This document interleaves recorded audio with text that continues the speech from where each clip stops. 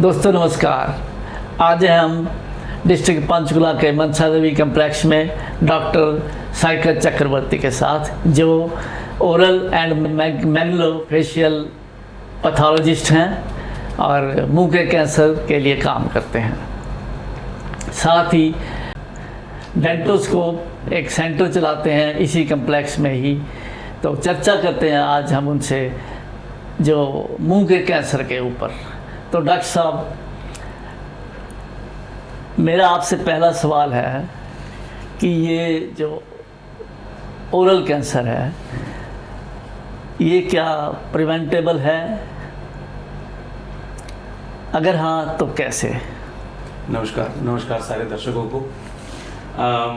Oral cancer शब्द जब हम इस्तेमाल करते हैं तो उसका मतलब होता है मुंह का कैंसर। और मुंह का कैंसर का मतलब हुआ कि मुंह में हमारे बहुत सारे छोटे छोटे ऐसे हिस्से हैं जहाँ पे अलग अलग कैंसर हो सकते हैं, जैसे जीभ का कोना या गाल या होंठ या मसूड़े। ये अलग अलग जो कैंसर हैं, इन सबको हम एक अम्ब्रेला टर्म में ओरल कैंसर बोलते हैं। जैसे कि अगर जीभ में कैंसर हुआ, या मान लीजिए गाल में कहीं किसी के कोई ट्यूमर हुआ, या मसूड़ों में, या मसूड़े और गाल की जगह पे, या जीभ के नीचे, ऐसी जगहों पे जब किसी तरह का ट्यूमर होता है जो मैलिग्नेंट होता है, उसे हम ओरल कैंसर का नाम देते हैं। ओरल कैंसर प्रिवेंटेबल है, बिल्कुल है, लेकिन प्रिवेंशन से भी ज़्यादा ज़रूरी। डॉक्टर साहब, प्रिवेंशन से पहले यहाँ माफ़ कीजिए, मैं आपको रोक रहा हूँ, उसके कारण क्या है ये इसके? ओरल कैंसर के विविध कारण हैं। जैसे कि किसी के मुंह में अगर कोई शार्प टूथ जिसको हम बोलते हैं, कि किसी दांत का तीखा कोना निकला हो जो आपके गाल या मसूड़े या जीभ को बार बार चुभाता हो और वो धीरे धीरे एक किस्म का छाला करता हो, या बुजुर्गों में जो लोग नकली दांत लगाते हैं, वो नकली दांत की फिटिंग अगर सही नहीं बैठती तो वो जाके आपके जो मसूड़े हैं, जो मांसपेशियां हैं, वो नरम होती हैं, उन पे बार बार जाके टच कर रहा हो, तो वो एक लंबे समय का छाला, जिसको हम हमारे टेक्निकल टर्म में क्रॉनिक अल्सर बोलते हैं, वो बनाते हैं, जो बाद में कैंसर का रूप लेता है। लेकिन सबसे जरूरी कारण जो ओरल कैंसर का आज हिंदुस्तान में है, वो है टोबैको का इस्तेमाल। टोबैको का इस्तेमाल मैं ये कह सकता हूँ कि सबसे बड़ा कारण है मुंह के कैंसर के होने का। और टोबैको किसी भी तरीके का हो, टोबैको चाहे वो जिसके हम धुएं का पान करते हैं, जिसको हम स्मोक फॉर्म ऑफ टोबैको बोलते हैं, जैसे सिगरेट हुआ, बीड़ी हुआ, हुक्का हुआ, और स्मोकलेस फॉर्म जो हम जर्दा या खैनी या सुपारी, जिसको हम चबाते हैं और उसका जो सारा का सारा जो मावा है उसको हम खा जाते हैं या थूक देते हैं। तो किसी भी प्रकार का टोबैको, तंबाकू का इस्तेमाल जो है, वो हिंदुस्तान में मुंह के कैंसर के होने का सबसे प्रधान कारण है। लेकिन टोबैको के अलावा जो कारण है वो भी हैं। तो क्या इससे बचा जा सकता है? तो कैसे? जी हाँ, इससे बिल्कुल बचा जा सकता है। जैसे कि मैंने आपको पहले बोला कि सबसे प्रधान कारण मुंह के कैंसर के होने का जो है वो तंबाकू का इस्तेमाल है।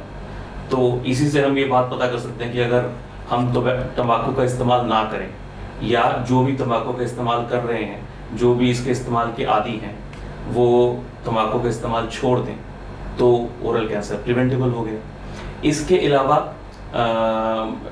जो मैंने बाकी कारण बोले, कि अगर कोई भी इंसान है जिसको ऐसा लगता है कि मेरे मुंह में कोई छोटा सा दांत का कोना है जो बार बार मेरे गाल या जीभ पे लग के एक ही जगह पे एक ही किस्म का सफ़ेद या लाल रंग का छाला बार बार करता है, तो चाहे वो उतना दर्द ना करता हो, तो उसे डॉक्टरी सलाह लेनी चाहिए, क्योंकि यही ऐसी चीज़ें हैं जो बाद में जाके क्रॉनिक अल्सर और बाद में जाके मुंह के कैंसर का रूप लेती हैं। सो अगर कोई अपना नॉर्मल चेकअप कराए और तंबाकू से दूर रहे, तो ओरल कैंसर बिल्कुल प्रिवेंटेबल है। अब हम आपसे जानना चाहेंगे कि इसके सिम्टम्स क्या होते हैं? सिर्फ ओरल कैंसर ही नहीं, बल्कि हमारे शरीर में होने वाले ज़्यादातर कैंसर्स के साथ एक सबसे बड़ी दिक्कत ये है कि ये जो आपने शब्द यूज़ किया सिम्टम, ये सारे एसिम्टोमेटिक होते हैं। मतलब ये शुरुआती स्टेज में किसी भी तरह का सिम्टम या लक्षण नहीं देते, या ऐसे लक्षण देते हैं जो एक नॉर्मल जिंदगी में इंसान उसको इग्नोर कर सकता है। जैसे कि अगर एक छाला है, शरीर में कहीं भी कोई छाला है जो दर्द ना करे, शरीर में कहीं भी कोई रसौली, कोई गांठ ऐसी बनी जो दर्द ना करे और सख्त होती रहे, वो हमेशा खतरनाक होती है। सो अगर आपके शरीर में या खासकर मुंह में, जब हम ओरल कैंसर की बात कर रहे हैं, कोई ऐसा छाला बनता हो या कोई ऐसी झिल्ली लाल या सफेद रंग की बनती हो जो दर्द ना करे, वो ज्यादा खतरनाक है मुकाबले उन छालों या झिल्ली के जो दर्द करते हैं।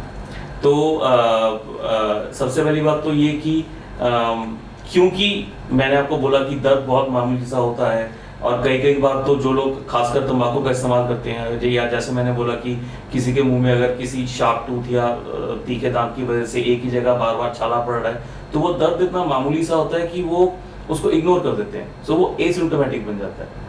लेकिन अगर हम इस बात का हमें ज्ञात हो कि ये जो सफ़ेद झिल्ली या लाल झिल्ली एक ही जगह बार बार बन रही है और ये दर्द नहीं कर रही है, तो ये इसकी इनिशियल सिम्टम्स बन जाते हैं।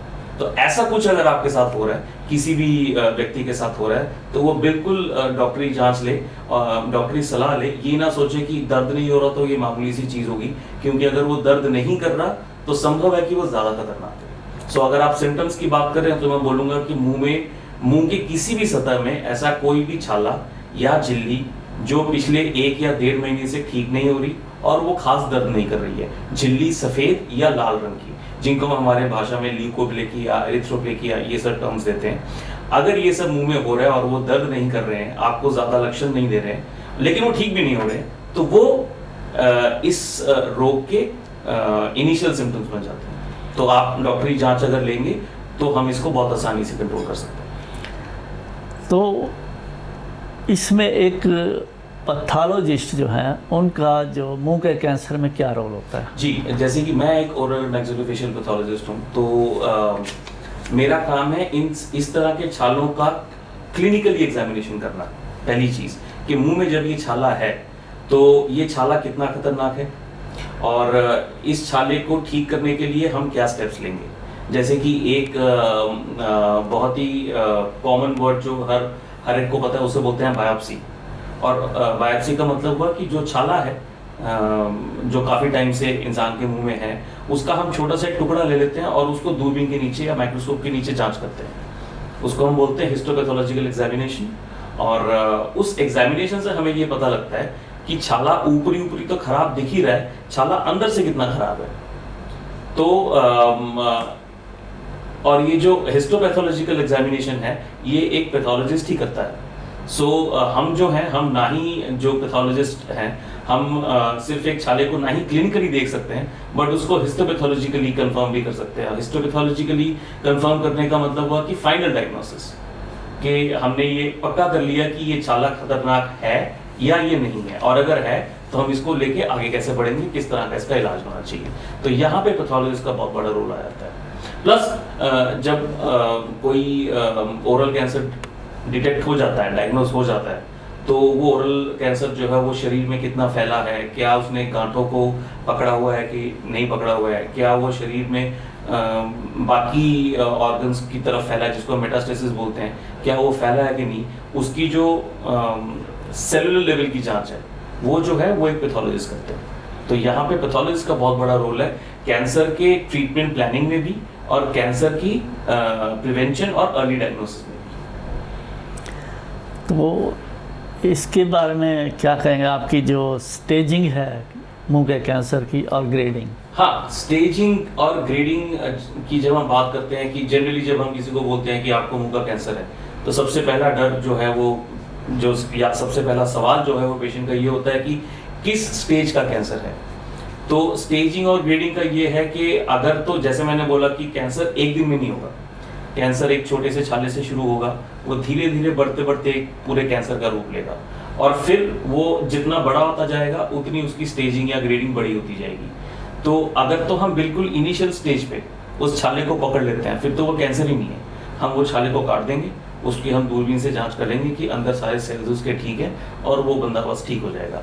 लेकिन जब मान लीजिए कैंसर हुआ, ट्यूमर दिखा, और उसके बाद वो हॉस्पिटल में गए जहाँ पे फर्दर जांच हुए, हमने बायोप्सीज की, तो हम ये देखने की कोशिश करते हैं कि क्लिनिकली और अंदर से हिस्टोलॉजिकली, मतलब सेलुलर लेवल पे जो है वो ट्यूमर कितना बड़ा है, क्या उस ट्यूमर में कोई, जैसे मैंने आपको बोला कि हमारे जो गांठ है जिनको हम लिम्फ नोड बोलते हैं, लिम्फ नोड तक तो नहीं फैला हुआ, और जितना ये लिम्फ नोड को पकड़ेगा या एक मिनट इसको मैं बोलता हूँ ना दोबारा Repeat कर लेना। हाँ।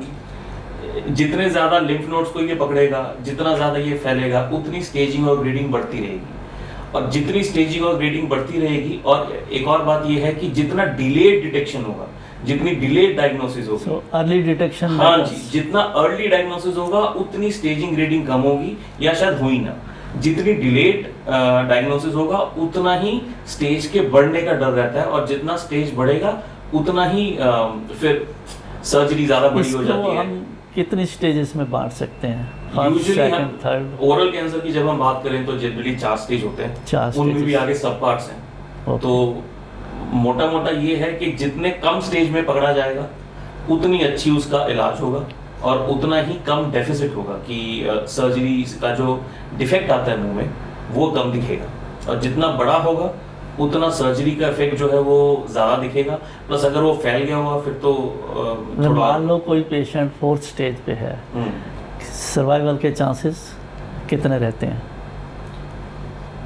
वो डिपेंड करता है 4th स्टेज कौन सा है। अदरवाइज अगर देखिए अगर तो जो मुंह का कैंसर है वो मुंह के कैंसर के अलावा आपके आसपास के मांसपेशियों को पकड़ चुका है, ठीक है, या वो गांठों में फैल गया है, या वो शरीर के अन्य ऑर्गन्स को पकड़ चुका है, तो सर्वाइवल के चांसेस जो हैं वो ऐसा तो हम नहीं कह सकते कि नहीं होते, लेकिन काफ़ी कम हो जाते हैं, काफ़ी कम हो जाते हैं। और उसके बाद फिर ड्रग्स का साइड इफेक्ट, कीमोथेरेपी का इस्तेमाल करना, रेडियोथेरेपी का इस्तेमाल करना, वो सब चीज़ें जो हैं वो पेशेंट की रोज़मर्रा की ज़िंदगी से परे ले जाता है। तो आप 12 साल से इस प्रैक्टिस में हैं, तो कोई नई तकनीक जो इलाज के लिए बेहतर हो आपके वर्तमान में नहीं, आजकल तो कैंसर के ऊपर बहुत ज़्यादा रिसर्च हो रहा है, और सरकार भी ये जो 3 तरह के कैंसर हैं हमारे मुंह का, सर्वाइकल कैंसर और ब्रेस्ट कैंसर, इसको लेके काफ़ी ज़्यादा जागरूक है। और लेकिन अभी भी जब हम मुंह के कैंसर की बात कर रहे हैं तब भी operation, surgery is the main stay, कि हमें उस कैंसर को काट के निकालना पड़ेगा। और उसके बाद फिर रेडियोथेरेपी जो है वो अलग अलग किस्म की रेडियोथेरेपीज होती हैं।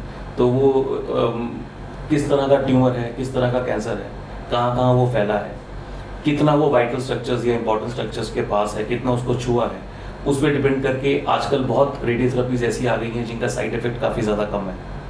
और अगर वो फैल गया, हमारे उन गांठों में फैल गया, तो फिर कीमोथेरेपी का रोल आता है, फिर उनका मिक्स एंड मैच भी होता है। तो ये सब चीज़ें जो है ये अभी कई तो एस्टैब्लिश ट्रीटमेंट प्रोटोकॉल्स बन चुके हैं। और लेकिन एक चीज़ है कि आने वाले टाइम में हम ये उम्मीद कर रहे हैं कि शायद ओरल कैंसर की जो हमारे शरीर के बाकी कैंसर्स हैं उनमें एक बहुत अच्छी थेरेपी हम इस्तेमाल करते हैं, उसको हम बोलते हैं टारगेटेड थेरेपी। कि दोबारा से बताएंगे? शरीर के जो बाकी कैंसर्स हैं, जैसे मान लीजिए आँख का कैंसर हुआ या ब्रेस्ट का कैंसर हुआ, उनमें आजकल एक नई थेरेपी का इस्तेमाल होता है जिसको बोलते हैं टारगेटेड थेरेपी। टारगेटेड थेरेपी, जिसमें हम जो ट्यूमर सेल है, जो ट्यूमर बन रहा है, जो मैलिग्नेंट ट्यूमर बन रहा है, उसको टारगेट करते हैं, और जो थेरेपी है उस ट्यूमर को कम कर देगी या मार डालेगी आसपास के टिश्यूज को बचाते हुए। और इसके साइड इफेक्ट्स भी बाकी एस्टैब्लिश ट्रीटमेंट प्रोटोकॉल्स के मुकाबले कम है। लेकिन मुंह के कैंसर में अभी भी टारगेटेड थेरेपी का उतना रोल नहीं देखा गया है, लेकिन ये अभी भी एक रिसर्च का टॉपिक है जिसके ऊपर काम चल रहा है। और उम्मीद कर रहे हैं कि आने वाले टाइम में टारगेटेड थेरेपी से हम मुंह के कैंसर का भी इलाज कर पाएंगे। तो डॉक्टर साहब, आपके अनुभव से जब एक इंसान को पता चलता है कि उसको मुंह का कैंसर है, मान लो कि 1st, 2nd, 3rd, 4th किसी भी स्टेज पे है, तो उसको क्या चुनौतियां होती हैं जिसका सामना उसे करना पड़ता है? जी, स्टेज की बात तो बाद में है। सबसे पहला डर तो इंसान के दिमाग में होता है कि मुझे ये कैंसर वर्ड ही ना सुनना पड़े। कैंसर सुनते ही पहले मौत दिखती है। हाँ जी, वो तो इस बारे में सोचते ही नहीं है कि हमारे पास ऐसे भी पेशेंट आए हैं जिनके मुंह में इतना छोटा सा छाला था और वो पिछले 3 महीने से ठीक नहीं हो रहा था। जब हमने उसकी जांच की तो हमें वो कैंसर निकला। और वो इतना छोटा सा छाला था। उसकी स्टेजिंग अगर करेंगे तो शायद स्टेज 1 निकली उसकी, और स्टेज 1 का ट्रीटमेंट बहुत ही अच्छा है। मतलब पेशेंट अगर ट्रीट होने के बाद आपके सामने खड़ा हो तो आपको पता नहीं लगेगा कि ओरल कैंसर का इलाज करा के आए हैं। लेकिन जब उन्होंने कैंसर वर्ड सुना कि मुझे हो गया है, उनको सबसे पहले लगा कि ये तो सब कुछ खत्म हो गया। उसके बाद वो आते हैं कि क्या स्टेजिंग है इसकी, क्या ग्रेडिंग है। सो हमें ये लगता है कि कैंसर के ट्रीटमेंट में खैर कैंसर ट्रीटेबल तो है ही है और हमें अच्छे रिजल्ट्स भी मिलते हैं, लेकिन फिर भी एक तरह का मानसिक दबाव और एक तरह का और बहुत बड़ा फाइनेंशियल दबाव एक इंसान पे होता है जो इस रोग से होके गुजरता है। और ना ही सिर्फ उस पे, उसके फैमिली मेंबर्स पे भी, उसके जो घर के अन्य सदस्य हैं उन पे भी ये बोझ आता है। और जो खुद उस कैंसर की जर्नी से गुजर रहा है, अपने आप को ठीक करने की जर्नी से गुजर रहा है, फाइनेंशियल साइकोलॉजिकल जो ट्रॉमा है उसके अलावा उसको फिजियोलॉजिकल ट्रॉमा भी सहना पड़ता है। सर्जरी हुई तो आधा मुंह कट गया या आधी जीभ कट गई अगर जीभ का कैंसर है तो, उसके बाद फिजियोथेरेपी से चीज़ें ठीक हो जाती हैं। लेकिन वो जो धक्का है वो एक बार तो लगता है, और उसके बाद धीरे धीरे काउंसलिंग्स और उसके बाद और आजकल जिस तरह की हमारे सर्जिकल और रेडियोथेरेपी के टेक्निक्स हैं उनसे सब कुछ नॉर्मल जिंदगी में, ऑलमोस्ट नॉर्मल जिंदगी में वापस आना पॉसिबल होता है। बट एक ट्रोमैटिक जर्नी रहती है ये तो हम नहीं कह सकते कि ये बिल्कुल ही जैसे कि एक बहुत ही मतलब आराम से गए और करवा के आ गए हैं, ऐसा तो नहीं होता है। काफ़ी ज़्यादा मेंटल स्ट्रेंथ की ज़रूरत पड़ती है, और हम डॉक्टर्स भी इस मामले में पेशेंट का काफ़ी ज़्यादा मनोबल बढ़ाने की कोशिश करते रहते हैं। कोई पेशेंट आपके पास आया, उसका निदान हो गया बीमारी का, ठीक हो गया वो, कोई साइड इफ़ेक्ट्स उसके बाद? जो साइड इफेक्ट, ऐसा नहीं है साइड इफेक्ट्स नहीं होते हैं। साइड इफेक्ट्स जनरली होंगे कि ट्रीटमेंट के कि अगर रेडियोथेरेपी लगी तो उसके कुछ साइड इफेक्ट्स हैं, अगर कीमोथेरेपी लगी है तो उसके कुछ साइड इफेक्ट्स हैं, लेकिन वो साइड इफेक्ट्स जो है वो ज़िंदगी भर के लिए नहीं रहते हैं। तो जैसे ही ट्रीटमेंट खत्म होगा, अगले महीने 2 महीने या मैक्सिमम 6 महीने तक वो धीरे धीरे वो सारे के सारे साइड इफेक्ट्स चले जाते हैं। जैसे कि रेडियोथेरेपी का बहुत ही कॉमन साइड इफेक्ट है वही मुंह के छाले होना, क्योंकि मुंह पक जाता है और खाना खाना थोड़ा सा मुश्किल हो जाता है, तो हम उस तरह की जेल्स दे देते हैं कि वो जेल को अप्लाई करके खाना खा सकें। या जैसे आप देखेंगे कि सर के बाल उड़ गए, वो परमानेंट नहीं होता है, तो जैसे ही वो ट्रीटमेंट खत्म होगा तो शरीर अपने आप को दोबारा रीजनरेट करेगा और दोबारा बाल वापस आ जाएंगे। तो साइड इफेक्ट्स जो होते हैं, none of the side effects are permanent, so including the psychological side effect कि ये मेरे साथ क्या हो गया। इस चीज से भी पेशेंट अच्छी काउंसलिंग से बाहर आ सकता है। और इसीलिए ये जरूरी है कि कैंसर का जो डिटेक्शन है वो बहुत ही पहले हो जाना चाहिए, क्योंकि अगर हम अर्ली डिटेक्शन में ये ट्रीटमेंट करते हैं तो एक तो ट्रीटमेंट बहुत ज़्यादा आसान हो जाता है, प्लस उसका जो डेफिसिट है, चाहे वो फिजियोलॉजिकल हो चाहे वो साइकोलॉजिकल हो, उससे पेशेंट बहुत जल्दी बाहर आ सकता है। So early detection matters. Early detection is the key to control cancer in fact any cancer in the body, particularly oral cancer. Yes, of course, क्योंकि हमें मुंह देखना बहुत आसान है हमारे लिए। अगर किसी के आंख में कोई कैंसर है, आंख के अंदर होने वाले छाले को मैं देख नहीं पाऊंगा जब तक कि मैं एंडोस्कोपी ना करूं। लेकिन मुंह के लिए कुछ नहीं है, मुंह के लिए सिर्फ आपको अपने डॉक्टर के सामने जाकर अपना मुंह खोल देना है। डॉक्टर सारी सतहों को चेक करके बोल सकता है कि आपका मुंह ठीक है, स्वस्थ है या स्वस्थ नहीं है, ऐसा छाला है। सो मुंह के केस में तो अर्ली डायग्नोसिस जो है वो एक बहुत ही टेंजिबल आउटकम हो सकता है। डॉक्टर साहब, अभी तक जो जानकारी दी आपने बहुत उम्दा, हमारे दर्शकों के लिए बहुत काम किया है। अब हमारा आखिरी सवाल है, इसके अलावा जो भी आपने बताया, कोई और इम्पोर्टेंट जानकारी जो कि पेशेंट के लिए ज़रूरी हो, वो कोई आप देना चाहें तो? जी बिल्कुल। एक बात मैं हमेशा इस चीज़ को बहुत एडवोकेट करता हूँ, वो ये है कि अपने मुंह की खुद जांच करना। क्योंकि जैसे मैंने आपको हमारे इस डिस्कशन के दौरान बताया कि ओरल कैंसर के शुरुआती जो लक्षण हैं या जो छाले हैं वो दर्द नहीं करते। तो अगर कोई मान लीजिए तंबाकू लेता है या किसी के मुंह में कोई तीखा दांत है जो छाला बना रहा है, तो शायद उसको पता ही ना लगे कि मेरे मुंह में छाला बन रहा है, तो ये एसिम्प्टोमेटिक हो। लेकिन अगर हम पूरे हिंदुस्तान में सबको ये सिखा दें कि अपने खुद के मुंह की जांच कैसे करनी है, हफ्ते में एक बार, और मुंह की जांच का मतलब जब हम मुंह की जांच के बारे में लोगों से बोलते हैं तो उनको लगता है कि सिर्फ अपने दांत को देख लो और अपनी जीभ देख लो, इसके अलावा भी बहुत सारी सतहें हैं, जैसे कि हमारे होंठों के अंदर की सारी सतह, हमारे गाल, हमारे जीभ के कोने, जिनको हम हमारे टेक्निकल टर्म में lateral border of the tongue बोलते हैं, जीभ तालु, जीभ के नीचे का हिस्सा जिसको हम फ्लोर ऑफ माउथ बोलते हैं, और खासकर वो लोग जो खैनी का इस्तेमाल करते हैं, तो वो खैनी को जहाँ पे रखते हैं, खैनी को वो चूने के साथ मिला के उसका एक पाउच बना के वो रखते हैं अपने गाल में, जहाँ पे वो रखते हैं उस जगह की खुद जांच करना। वो शीशे के सामने इंसान अगर आईने के सामने खड़े होकर अपने मुंह की खुद जांच करे तो उसको पता लग जाएगा कि मेरे मुंह में ये जो एक चीज़ है, ये जो है ये नॉर्मल से हटके है। अब नॉर्मल से हटके क्या है?